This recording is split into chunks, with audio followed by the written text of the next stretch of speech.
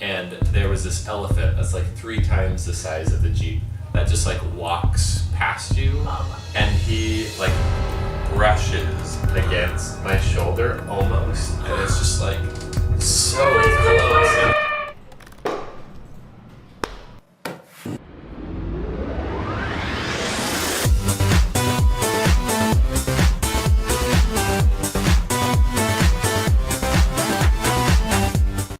Hola chicos, ¿cómo están? Un video más con Nómadas Digitales. Estamos aquí en Seúl, Corea del Sur. No puedo creer que ya pasó como un mes que estoy aquí. Increíble cómo pasa el tiempo, yo me siento hasta local y todo. Y bueno, hoy tenemos un invitado súper especial porque obviamente no es solamente un nómada digital, es el CEO de Hacker Paradise, por lo cual tiene muchísimas cosas que contarnos. Espero que no sea súper largo, pero les prometo que entretenido va a ser de todas maneras porque tiene una vida muy interesante que contarnos. So now I switch to English. Thank you. How are you, Spencer? Really good. Still waking up here. Yeah, the same here. Long days. We're having really long days. That's awesome. So I would like to start knowing, well, we know your name is Spencer, but name, age, where are you from, and what is your profession / what do you do now? Yeah. So my name is Spencer. I am 34 in English age, American age, 35 in Korean Oh my age. god, over I don't want here. to know They're my different. Korean age, You yeah. have to go up 1 or 2 years, so 35 in Korean age. I'm from the States, grew up in a couple different cities, but mostly in Utah. And right now I run Hacker Paradise. Cool. So I'm here with the lovely Analu, doing this here in Korea. And it's been like a really interesting path that got me here, but I've been doing this for the last 2.5 years. Awesome. I think it's really interesting to know your previous life, and I want to tell you why. There's a lot of people that follow the blog or is like trying to find something about digital nomads that, for example, they study to be a doctor, they study to be lawyers, and then they realize they really want to travel, and they see, but if I study or I invest 5 years of my life doing this, why should why am I going to be traveling or become a hippie? It's not that like that. So, you know my story, you're going to listen now Spencer's story, so don't feel bad. We have different paths, all of us. What did you study? What was your life supposed to be?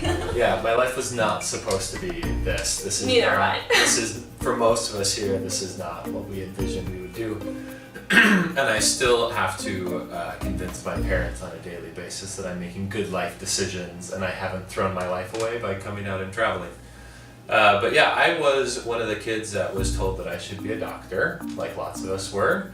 So I was going to go to med school. So at university I started studying neuroscience. Wow. Then in the middle of being in university, I moved to Korea. I was actually a missionary here for a couple of years. So didn't know anything about the country, came here for 2 years, ended up speaking the language, loving the food, loving everything about it. So when I went back to finish my undergrad, I decided, okay, I really kind of like neuroscience, but I'll also do a major in Korean linguistics. And then the longer I did both of them, I thought, you know what, I don't want to be a doctor. I really don't like blood. So like, it was a it was a terrible idea. But you know, people tell you need to do it, so you think, okay, I'll do it. Mom says do it, I'm going to do it. So I decided not to be a doctor, and I decided instead to continue with Korean as a master's program. I just want to interrupt you here. How did your parents react with this decision? My parents are pretty laid back about it. I was actually the first person in my family to finish a university degree, so they were already just impressed that I was going to school. And they thought I could do more, but they're like, oh, you do whatever you want. Okay, perfect. So my parents are pretty laid back in that regard. So I did my master's in Korean linguistics. I wrote my thesis. You can read it. Yeah, well, is it in English or in Korean? English. Okay, I will try. If anyone wants to learn about North Korean language branding and language policy, I've got a 130-page thesis for you. Oh my god, that's so pretty. It's a good, solid reading to put you to bed at night. So I wrote that and was going to get a job teaching Korean, but I didn't really like it. In US? In the US. Okay. Yeah. So I got like some offers to teach at some high schools. There's actually some high schools in the States where Korean is a required language class. With Korean roots. No. Really? The school I was going to teach at was in Harlem, New York, and it's a charter school. Wow. And the student population is almost all Black or Latino. Uh-huh. But they require them to learn Korean as a foreign language because then it helps them as they're going and applying to colleges and universities. They just look different Oh, than everybody wow. else. That's crazy. Yeah, it's really interesting. So I was going to do a couple things like that and decided I wanted to try something new. I moved to Korea and worked at Samsung for a while in the fashion division, which was crazy and terrible. Wow. And then I decided that I was going to try something totally new, and I went into project management for a tech company. Okay. It was also in US. That was in the then US. you came back. Yep, Perfect. I was here. The work culture in Korea isn't the most inviting. I know, They work they work a long lot. hours. Yeah, so I didn't really like that very much, so I went back to the US, worked at a tech company for about 6 years. And then after that, I was just kind of sick of corporate life and said, I want to get back to my roots of living abroad, of doing other things, spending more time on me and less time on like corporate red tape. I know the feeling. Yeah, so that's when I found Hacker Paradise. Okay, cool. I mean, what Hacker Paradise means to you?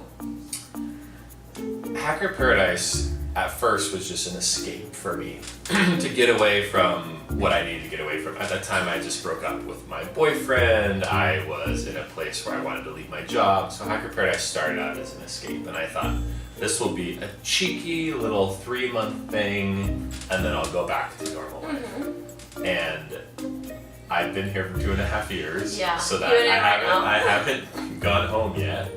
So at this point, Hacker Paradise and this lifestyle has become my life. It's what I do every day. Most of the people I know are from here and from this lifestyle. And it's very much part of who I am. Awesome. I think it's crazy. I mean, I think we were talking in other interviews, sometimes there has to be something. It's not that we are escaping all the time, but there has to be something maybe like super deep in our lives that make us like change decisions or our lifestyle or anything. So it's okay if it happens to you. It's okay if you decide to change your life like super drastically. I don't know if it's well said. Drastically. Yeah. Okay. But it happened to all of us. And then imagine 2.5 years, almost 4 years traveling. It happens and we are super happy, so that's important. So you're meeting a lot of digital nomads around the world. If there's like a word, and then you explain me why, but there's a word that can describe the digital nomad life, which one will be for you? Like just one word. Flexibility. So one of the things that pushed me out of corporate life was all the structure and the rules, and you had to do this, and there was all these processes. And I really like the digital nomad life because people in general have a very flexible attitude. They aren't set in a structure. So like when I lived at home, everyone was like, okay, Monday nights I go to the gym, Tuesdays I watch The Voice with my friends, like everything's so structured. And I love out here that everyone's willing to try new things. You have control over your schedule a lot of the time. I mean, you need to be super responsible. Of course. Yeah. You still have things to do. Yeah, of course. But nobody really cares if I do that in the morning, in the afternoon, or at night. Or I could work on the weekend if I'm going to take today off. The other thing that's great too is you just have flexibility about where to go. So I lived in Chicago for several years and Wisconsin, which is very cold and snowy. And after a particularly cold year, I said, I'm never doing this again. I'm never doing winter again. And so I moved out, and now every time a place gets cold, I move. I'm the same. I follow summers, and it's the best option, not just because Yes. you are just like dressed like this, and I don't know. I think you have a really small suitcase. I do. And it's like, I mean, you don't want to be with this big suitcase around the world, so yeah, I totally agree. Following summers is the best. It's the best decision I ever made. So where else have you been living or traveling around the world? Yeah, so before I started this lifestyle, I lived in Korea and Canada for several years, and now with Hacker Paradise, we've gone to maybe 20 countries Wow. or something like that. I was counting the other day in terms of how many circles around the globe Wow. that I've made, and I think right now I'm at 2.5. almost about to make my third circle. I just keep going around like this, which has been really funny. There's been a lot of different places that have been lovely. I really, really loved when we went down to Cape Town in South I really Africa. want to go to Cape Town in November, October. Let's see. Make it happen. It must be amazing, yeah. I went to a 5-day safari when I was there, and it honestly was one of the best things I've ever done in my life. God. There was this time when you're in this Jeep that's like open, Yeah. and there was this elephant that's like 3 times the size of the Jeep that just like walks past you, and he like brushes against my shoulder almost, and it's just like so close and so real. Yeah, please don't attack me. Thank you, Mom, for everything. I love all of you. That's my end. You never know. That's awesome. There's something super interesting we were talking before, and it's something that there's a lot of questions about it. For example, I study marketing. I still work on marketing. I also have my blog. But I have seen here a lot of people that study something, then they work in different stuff. And there's a lot of people that thinks that you only can be a travel blogger. Actually, I'm the only travel blogger here. Or you have to be like a developer. You have been meeting a lot of people with different profiles. Can you tell them, to all the community, like which other kind of works can you have and you can still work remotely? Yeah. The bottom line is if you want to work remotely, you can.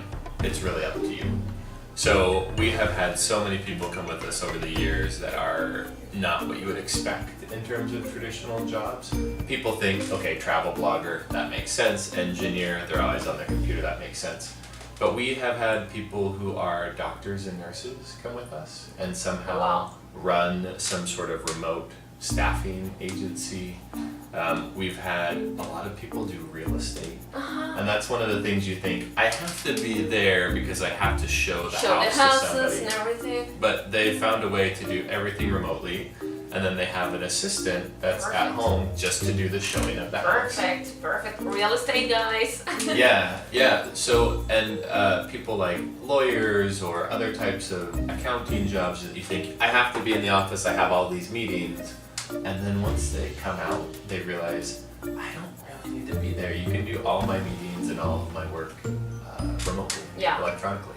So I think there's a way to take most jobs and turn it remote. I've even talked to some doctors about doing televisits where you do it over a camera and there's staff there to maybe like help do other things. So even things that you think you have to be there for, there's a lot of flexibility. Yeah. Okay, I really think that nowadays all the opportunities that internet gives you are things that maybe our parents don't understand, or maybe they weren't there. Because I know, sometimes people don't understand what you're doing if you're really working, if you're just like using all your money like everybody thinks you're on vacation. Yeah, exactly. Oh, it's amazing how you travel. It's like, and I also work.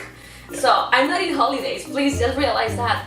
But I really think, it's not as I was telling you, travel bloggers, engineers, there's a lot of things you can do. We were talking yesterday with Sarah, you can be like an assistant, like a remote assistant.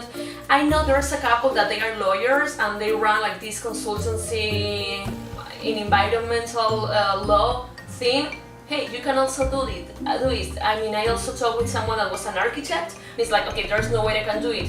Maybe if you just switch a little to real estate or something, you can. So I really think there's a lot of excuses also in our mind. Of course, you can be afraid. It happens. All of us has a lot of fears. But for example, also money is one of the excuses that people has. How do you see about it? What do you think about it? It's like, if you don't have enough money, you cannot travel? Or what do you think about it? Yeah, so I think there's a lot of things in there. I think that it is hard to make the jump to working remotely because we've been taught our whole lives, like this is the pattern you follow. You have a normal job, you work a 9 to 5, you buy a house, you get married, and then when you're 60 or 65, you retire. And then you enjoy life. Yeah. And so, like, the concept of like, no, I'm gonna enjoy my life now is so foreign to a lot of us. So it is like a big mindset switch, and that's probably why a lot of parents or friends don't understand this lifestyle and think we're on vacation. I try to, when people tell me, like, how do you travel all the time? It must take so much money. my life abroad is cheaper than my life was at home. I agree. And nobody even in Peru, understands Peru, that is not as expensive as US. I mean, it's even cheaper. Yeah, like I always keep track of my finances every month, and so I have records from every month for the last 5 years, and since moving abroad, I consistently spend less per month. That's including, hotel fees and flights, different places. It still is less per month. And every country is different, but in the US, if you're gone for almost all of the year, then there's ways that you can be excluded from paying income tax. Mm-hmm. And that's a huge amount of sure. money that you're getting back as well. So like I am having a great time living my best life abroad and saving more money than I would have at home. And most people don't think that's how it is, but at least in my case, that's how it is. Yeah, no, also in mine. I mean, I remember when I was living in Lima, you have to pay your car, gym, all kind of insurances, your like monthly plan in your cell phone, then going out to have a dinner and breakfast and brunch and everything. I mean, I have a really like full social life. I also have it abroad, but then you have a lot of things, and then you realize that you're spending a lot of money in your city. And I remember when now I travel different than before, but when I was traveling, I was spending maybe half of the money that I was spending in my city and just traveling around. So there's a lot of opportunities. It's just depending on how you do it. There's something also now that is happening that is house sitting, that you can go to some places and just taking care of the house or the pets, so it also works. So there's a lot of opportunities. You just have to research a little, because I also think that people has a lot of like excuses on their minds. Like, I cannot. They overthink everything and then just stay home. It's like, no, I cannot. I feel guilty and I don't want to stay here. I mean, we were talking to someone yesterday here who's in a similar position where they're out here with us and thinking of going home and selling all of their stuff so they can do this full time. And that's a big step. We've both done that. And they were saying as they got closer to the date, they were getting more and more anxious, because it is a big step. You're changing your life, and like we've taken a lot of comfort in our routines and our habits and our home, our possessions. So making that change is such a big step. But I remember like when I sold off all the things in my apartment, it felt so good. Freedom. Yes, it's like this baggage that you've now lifted, because it's like, you always think, oh, if I move, I'm gonna have to take my couch and my TV and all my clothes and all my stuff, and then you sell it and you're like, I only have 2 suitcases. Yeah. I can go wherever I want. Yeah. And it's crazy because when you start doing all this cleaning of your wardrobe, it's like, oh my god, I bought this and I never used it. Or, oh my god, why do I have all these books that I haven't read for a while? And then you even feel like, oh shit, I have so many things that I'm not using. Yeah. And I remember when I did my first luggage for my round the world trip, they told me, put everything that you want to take on your bed, then of all the things you have in there, you're going to take half, and of that half, you're going to take half. It's like, oh my god, I'm not able to do it. And you can. It's crazy, but you can. Just to think of going back to expenses, like I spend so much less on shopping now because we don't have the space. Yeah. You So, just like, buy something, it's just like put in your brain. Yeah, and it's like, I have a rule, you probably have a similar rule because we have small bags, but I know if I buy something, it means I have to give something up because the space is all full. Yeah. So, I know. And then, well, you have a suitcase, but when I was traveling with a backpack, it's like, okay, it hurts. It's a lot of pain. That's true. It's extra weight. Yeah. So instead of just being like, oh, this is on sale, I guess I'll buy 3 new shirts that you never wear, I'm like, I'm not going to buy that unless I know 100% I'm going to use it. And so you shop a ton less and you like save money that way too, which is strange. Yeah, it's crazy. It's awesome. So now, I mean, I would love to keep talking, but people don't watch that much. I mean, so many minutes in YouTube, we can do another interview, but just like a last message for everyone that is in this step that I'm not sure, I'm afraid what I'm going to do, am I going to have a job? Do you have like this final recommendation for anyone that wants to give this big jump and they're not sure? You can talk to the cameras. Yeah, my recommendation would be to try it out. So I will be open that this lifestyle isn't for everybody. Some people want to do it all the time. Some people just want to do it for a short time. And that's fine. You can do whatever works for you. But try it out. So if you want to do it, have a plan, do it for a month, try to convince your employer to just try it for a month and see how things go. Maybe you still keep your life at home and just try traveling for a month, and then if it works for you, you can continue to take the steps to make it a more permanent thing. I like it. I totally agree. I mean, there's a lot of people that follows me and tell me, oh, you're in Asia, I want to go there, but I have never left my country. Okay, start by your country. I mean, in Peru you have like beautiful places. Maybe you can try 1 week, maybe you can try 1 month, and then do like the big jump. So don't be afraid. Like something I also usually tell people is like, if you start overthinking, you're going to stay home. I mean, even my decision to come to Seoul with HP was like fast. That. Yeah. I told my psychologist, I told my mom, I told my best friends, all of them agree. I said, okay, perfect. I did pros and cons, and then it's like, Sarah, I'm going. And you don't regret it? Not at all. I mean, I want to go to Cape Town. I want to keep doing it. And however, if you just regret like a trip or a decision, at least you tried. Right. It's an experience. Yeah. You know, in the future, it doesn't mean I'm not going to do any of this. It means maybe that place wasn't right for me. Maybe that setup wasn't right for me. Maybe going alone wasn't right for me. And you just adjust and you do it better next time. But you can't compare because you live it. I think that's the most important thing. Just staying home and thinking about, oh, it could be, it cannot be. It's like, no, it doesn't work for me.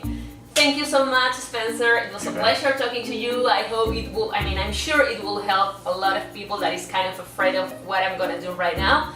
So, well, maybe we will keep seeing us here in Seoul, but maybe in Cape Town as well. Thank you. Thank you. Bye. Gracias, chicos. Espero que les haya gustado y no se olviden que... Wait, I need to tell them that they have to follow me and all this stuff. Oh. So, no se olviden de suscribirse aquí si todavía no lo han hecho. Hagan clic en la campanita y como saben, estoy en todas las redes sociales. Mis stories en Instagram están increíbles sobre Corea. Luego se viene Japón, en Facebook, en Twitter y en todos los lados. Nos vemos por las redes. Chao.